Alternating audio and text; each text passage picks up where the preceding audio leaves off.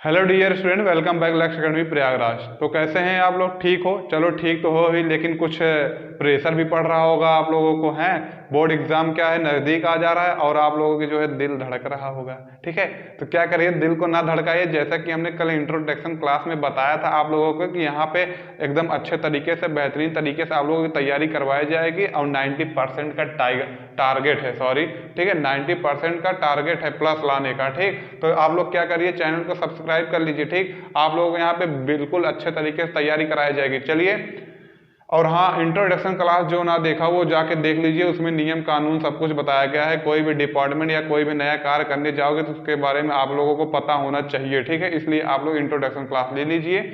नहीं तो हम अगर आपको डेली बताएंगे हाँ आप लोग ये करिए वो करिए ये करिए वो करिए, तो आप लोगों का टाइम बर्बाद होगा और इस समय आप लोगों के लिए टाइम बहुत ही महत्वपूर्ण है। समझ रहे हैं नहीं आप लोग? चलिए, आज की वीडियो में हम देखेंगे, ये है हिंदी की क्लास, और आज की वीडियो में हम देखेंगे जीवन परिचय। ठीक है, हमने बताया था कि आप लोगों को केवल इंपॉर्टेंट फैक्ट पढ़ना है बस। ठीक, तो चलिए आज हम देखेंगे कुछ इंपॉर्टेंट जीवन परिचय जो गद्य और पद्य से आते हैं। ठीक है, तीन तीन जीवन परिचय बता रहे हैं आप लोगों को, और तीनों में से एक दो तो 100% आ जाएंगे आप लोगों को। ठीक है, चलिए देख लेते हैं। यहाँ पे देखिए, पहले हम गद्य का देखते हैं। ठीक है, गद्य वाला देख लेते हैं। इसमें तीन लिए हैं। ठीक, पहला है हमारा जयशंकर प्रसाद। ठीक है, पहला है हमारा जयशंकर प्रसाद, ये भी वेरी इंपॉर्टेंट है, हर साल आते हैं। ठीक है, और ये डॉक्टर राजेंद्र प्रसाद। ठीक है, डॉक्टर राजेंद्र प्रसाद ये भी हर साल आते रहते हैं। ठीक है, तो ये भी आप लोगों को याद कर लेना है। और हाँ, वीडियो के लास्ट में हम आपको ये भी बताएंगे कि गद्य, और कभी कभी देखिए बच्चे जो है ना डिस्टर्ब हो जाते हैं कि गद्य क्या होता है और पद्य क्या होता है। ठीक है, ये डिस्टर्ब हो जाते हैं। तो हाँ, अब इसको देखें, अगर ये आपको जैसे संदर्भ लिखने आ गया तो उसमें बहुत डिस्टर्बिंग होते हैं, तो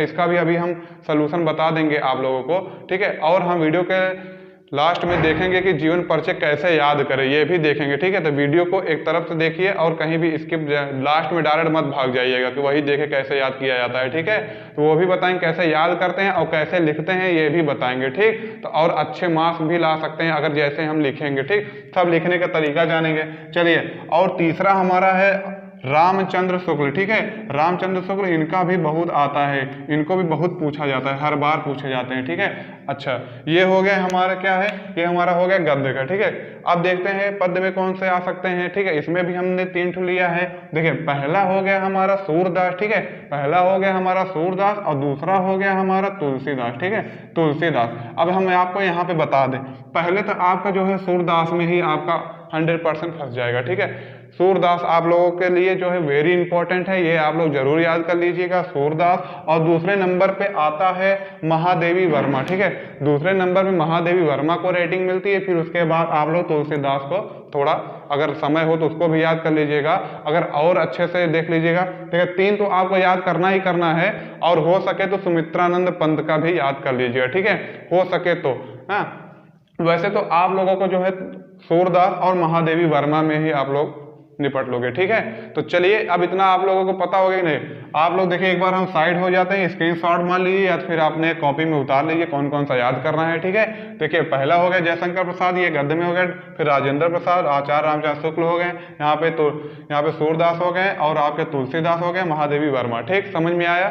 चलिए, अब हम इसको मिटा के देखते हैं कि जीवन परिचय कैसे लिखा जाए। देखिए, लिखने की शैली अगर हमारी सही होगी ना, तो मतलब कि क्वेश्चन क्या कहना चाह रहे हैं और एग्जामिनर क्या देखना चाह रहा है वही तो हमको बताना है उनको। ठीक है, तो वही चीज़ हम उसको जल्दी से दिखा देंगे तो हमको फुल मार्क्स मिल जाएगा। ठीक है, तो आपको पोथन्ना लिखने की कोई जरूरत पड़ेगी नहीं। तो वही हम देखेंगे यहाँ पे कैसे लिखा जाता है, लिखने की शैली को। ठीक है, जिस प्रकार टीचर अट्रैक्टिव होकर हमें नंबर काटना भी चाहे तो ना काट पाए। ठीक, तो चलिए देखते हैं जीवन परिचय कैसे लिखते हैं। ठीक है, आपकी कॉपी जो है A4 साइज की रहती है। ठीक है, मान लीजिए ये हमारी कॉपी है। ठीक है, मान लीजिए ये हमारी कॉपी है, तो क्या करिएगा, आप जो है पटरी से आप ये पकड़िएगा और यहाँ से पेन लेके खींच दीजिएगा, इस तरफ भी लाइन खींच दीजिएगा और इस तरफ भी खींच दीजिएगा अपने अनुसार। ठीक है, जैसे भी अच्छा लगे। ठीक, कॉपी को सजा लीजिए, उसके बाद जो भी स्पेस बचे लाइन खींचने के बाद इस तरफ आप क्या करिए, देखिए जीवन परिचय लिख रहे हैं तो जीवन परिचय ऊपर लिख दीजिए। फिर क्वेश्चन नंबर कैसे रहे, देखिए लिखने के तरीका भी हम आप लोगों को जीवन परिचय के बारे में बताएं।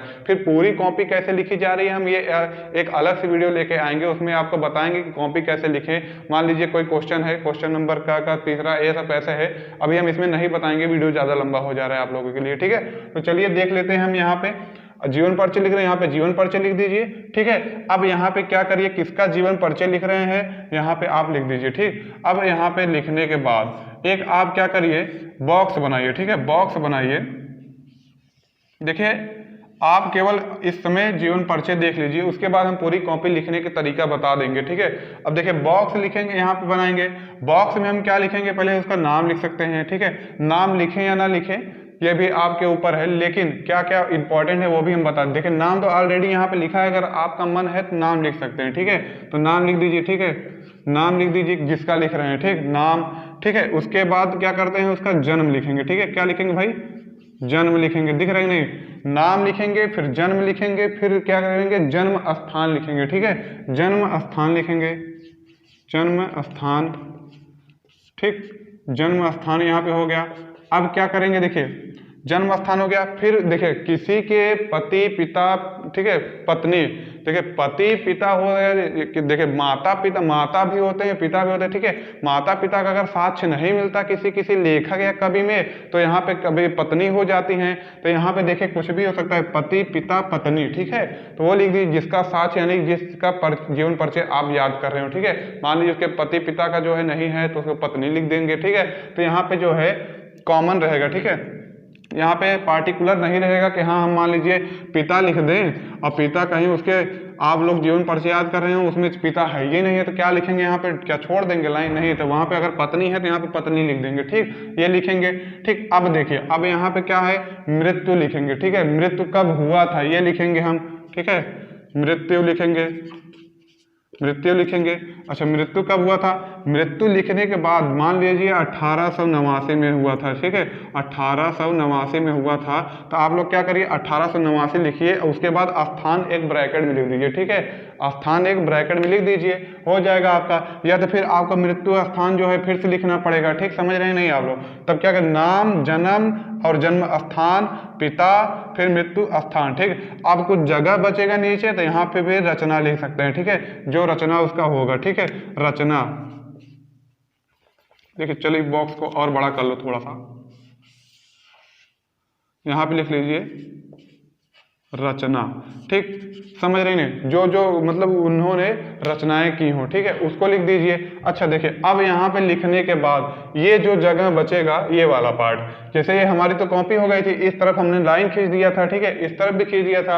अब यहाँ पे हमने बॉक्स बनाया है, ठीक है, बॉक्स बनाया है तो बॉक्स यहाँ पे लिख दिया। अब ये तो हमारा जगह खाली रहेगा ना, तब यहाँ से हम क्या करेंगे, उसका कहानी नुमा जो है हम लिखना स्टार्ट कर देंगे, ठीक है, कि जयशंकर का प्रसाद जन्म यहाँ हुआ था, इनके माता पिता का नाम ये था, फिर ये बहुत गरीब परिवार से थी, ऐसे से बिलोंग किया, फिर इस ये कॉलेज में पढ़ के ये बने वो बने, ठीक है, क्या कैसे है ये लिख देना है, ठीक है। जब ये हो जाए आप लोगों को, देखिए आप लोग इसका मतलब क्या है समझ रहे नहीं, इसका मतलब ये है कि नाम तो पता चल गया एग्जामिनर को जो कॉपी चेक करेगा, ठीक है, जन्म उसको यहीं पे मिल गया, समझ रहे नहीं आप, ऊपर ही मिल गया मोटा मोटा, ये देखिए ब्लैक पेन से लिखिएगा, ठीक है, ये चीज, फिर उसके बाद ब्लू पेन से इसको लिख लीजिएगा, ठीक है, स्थान वगैरह, ठीक।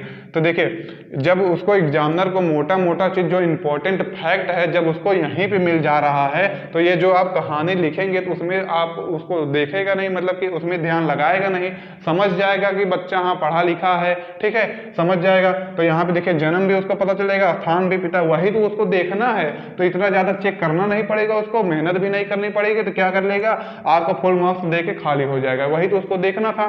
रचना भी देखना था, तो रचना भी आप लोग देखिए पूरा कहानी लिखने के बाद नीचे भी रचना लिख दीजिएगा, आप लोग रचना हेडिंग डालिएगा, जो जो रचनाएं उन्होंने जितनी की होंगी उसको पूरा लिख दीजिएगा। और फिलहाल यहाँ भी लिखा है तो एग्जामिनर यहाँ भी देख लेगा, यहाँ भी देख लीजिएगा। अच्छा इतना लिखने के बाद अगर आपके पास और भी थोड़ा समय बचता है तो मान लीजिए यहाँ पे तो लिख दिए हैं इंपॉर्टेंट फैक्ट, अगर मान लीजिए और समय बचता है तो आप क्या करिए, जैसे जन्म आपने बोला कि जयशंकर प्रसाद का जन्म यहाँ हुआ, तो जो जन्म स्थान है उसके नीचे ब्लैक पेन से जो है ना आप अंडरलाइन कर दीजिए, अगर समय बचता है तो। वैसे तो इंपॉर्टेंट फैक्ट आपने यहाँ पे लिख दिया है, ठीक है, समय बच रहा है तो आप लोग क्या करिए, उसके नीचे जो है एक ब्लैक पेन से बढ़िया से अंडरलाइन कर दीजिए, ठीक, समझ में आया नहीं।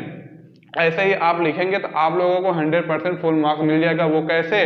क्योंकि एग्जामिनर आप लोगों को यहीं भी फैक्ट देख लिया है तो उसको ज़्यादा मेहनत करनी नहीं पड़ेगी, कॉपी चेक करके आगे निकल जाएगा आपको, क्योंकि इंपॉर्टेंट फैक्ट वो देखता है, वही चीज़ देख लिया। ठीक, अच्छा, इतनी बात हुई थी। जैसा कि हमने वीडियो के शुरुआत में बोला था कि आप लोगों को बताएंगे पहले हम कि गद्य और पद्य में कौन कौन सा जीवन परिचय किसका किसका, कौन से कवि या लेखक का याद करें, वो हमने बता दिया। ठीक है, अच्छा, अब लिखने का तरीका भी बता दिया। फिर हमने बताया था कि अब हम आपको याद करने का भी तरीका बताएंगे। ठीक है, याद करने का भी तरीका बताएंगे। चलिए, याद करने का तरीका देखिए ये है कि आप लोग देखिए, थोड़ा ध्यान दीजिए, जीवन परिचय आप लोग पढ़िए। ठीक है, 2-3 लेखक का आप पढ़िए। ठीक है, 2-3 लेखक का आप लोग पढ़िए, देखिए उसमें कॉमन क्या मिलता है आपको। ठीक है, कॉमन ही तो देखना है, यही देखना है कि उसमें बदलाव क्या आ रहे हैं, सब में क्या आ रहे हैं, वही तो देखना है। अच्छा, जो कॉमन हो तो यानी सब में सट लेगा, वो सब में पाया जाएगा। ठीक है, सभी जीवन परिचय में पाया जाएगा, तो वही कॉमन चीज हमें छांट लेनी है। ठीक है, तो देखिए हम क्या कहते हैं, अक्सर जीवन परिचय देखिए कोई भी लेखक हो उनका केवल आप नाम याद कर लीजिए, माता पिता का नाम याद कर लीजिए, मृत्यु याद कर लीजिए, मृत्यु स्थान याद कर लीजिए और रचना याद कर लीजिए, बस। अब बताओ, देखिए पहला नंबर तो नाम, दूसरा नंबर जन्म स्थान और जन्म। ठीक है, फिर माता या पिता। ठीक है, फिर मृत्यु। ठीक है, मृत्यु स्थान, मृत्यु याद कर लीजिए, और 5वां आपका हो जाएगा रचना याद कर लीजिए। अब बताओ, पूरे जीवन परिचय में 5 फैक्ट आप नहीं याद कर पाते हैं, 5 फैक्ट तो याद करनी है, छोटा छोटा चीज, जन्म स्थान, पति पिता के नाम और मृत्यु, यही सब तो याद करना है, रचना याद करना है, बस 5 फैक्ट हैं। तो इतना याद कर लीजिए। उसके बाद लिखने का तरीका जैसे हमने बताया था वैसे आपने बॉक्स लगा दो, बॉक्स में भर दो वही चीज। ठीक है, जो भी लेखक आपको जिसका याद हो, ठीक है, वही चीज भर दो। फिर जीवन परिचय में आप लोग क्या लिखेंगे, देखिए याद करने का तरीका कुछ नहीं था, आप लोग लिखिए इनका जन्म इस स्थान पे इस तारीख को हुआ था। लिखने के बाद आप लोग देखिए सभी में कॉमन यही है, जितने भी लेखक हैं, समझ रहे नहीं आप हमारी बात, जितने भी लेखक हैं सभी गरीब दुखिया परिवार से बिलोंग किए हैं, ये जान लो, कॉमन चीज है। आप लोग पढ़िए, उसमें देखिए। ठीक है, अगर आप लोग थोड़ा कहानी नुमा पढ़ लीजिए कि हाँ कौन से विद्यालय में किसका क्या क्या किए, ये चीज देख लीजिए, अगर आपको याद हो जाता है तो। ठीक है, यह भी देख लीजिए। ठीक, और फिर बाकी जैसे कि गरीब दुखिया परिवार से सभी हैं, बिलोंग करते थे, इनकी माता पिता जो है बचपन में ही गुजर गए थे। ठीक है, ये बहुत कष्ट करके इतना आगे बढ़े, ये वो आप लोग कैसे भी बना के एक पेज भर दीजिए। ठीक है, फिर रचना आपको याद ही है, हमने बताया था 5वां फैक्ट रचना है, तो नीचे रचना लिख दीजिए। एग्जाम अगर आप ये बॉक्स जो बना दे रहे हैं, अगर ये बॉक्स अगर आप बना दे रहे तो एग्जामिनर इसमें घुसबई नहीं करेगा, समझ रही नहीं हमारी बात, एग्जामिनर इसमें नहीं घुसेगा, लेकिन हमें बोर्ड एग्जाम में जो है लिखना भी तो है। ठीक है, तो आप इस यहाँ पे लिख भी देंगे। ठीक, तो एग्जामिनर जो है ये चेक नहीं करेगा। ठीक, क्योंकि आपने इंपॉर्टेंट फैक्ट तो यहीं पे दिखा दिया, तो उसमें घुसने की क्या जरूरत है? क्या वो ये पढ़ेगा कि हाँ इन्होंने सही लिखा है नहीं लिखा है, कि क्या कहते हैं फलानवा जो है गरीबी परिवार से गुजरा था कि अमीर परिवार से गुजरा था? एग्जामिनर ये चेक करने जाएगा नहीं ना, एग्जामिनर यही ना चेक करता है कि कब जन्म हुआ था, कब मृत्यु हुआ था, पिता पति का क्या नाम है और उसकी रचनाएं क्या है, इतना ही चेक करता है। जब इतना चीज आप यहीं बॉक्स में दिखा दिए तो वो इसको क्या चेक करेगा? आप समझ चुके हैं हमारी बात। चलिए, आज के लिए बस इतना है। आज जो हमने बताया था आप लोग उसको याद कर लीजिए। ठीक है, सभी जीवन परिचय को याद कर लीजिए। आप लोगों का टेस्ट भी होगा, टेस्ट में आप लोग देखिए जो है जैसे जैसे हमने बताया है उसको लिख के फोटो खींच के आप हमारे व्हाट्सएप पे सेंड करेंगे। जो हमारे व्हाट्सएप ग्रुप में जो नहीं ऐड हुआ है वो वीडियो के डिस्क्रिप्शन में जाए, वहां पे फर्स्ट सेकंड व्हाट्सएप ग्रुप दिया गया है, देखिए किसी में अगर जगह मिल जाए तो आप लोग उसमें ऐड हो जाए। ठीक है, क्योंकि वहां पे बहुत सारे बच्चे ऐड हो गए हैं, अब हम 3rd वाला बनाने जा रहे हैं। ठीक, आप लोग उसमें जाके ऐड हो जाइए। तो चलिए मिलते हैं नेक्स्ट वीडियो में, और नेक्स्ट वीडियो में हम देखेंगे गद्यांश पद्यांश कैसे लिखा जाता है। ठीक है, गद्य और पद्य जो होते हैं, प्रस्तुत गद्यांश हमारी पाठ्य पुस्तक ये पाठ से लिया गया है, इसको हम कैसे सजा के लिख सकते हैं और फुल मार्क्स कैसे लाएंगे उसमें। ठीक, इसके बारे में हम चर्चित करेंगे। चलिए मिलते हैं नेक्स्ट वीडियो में, तब तक लिए जय हिंद, टेक केयर।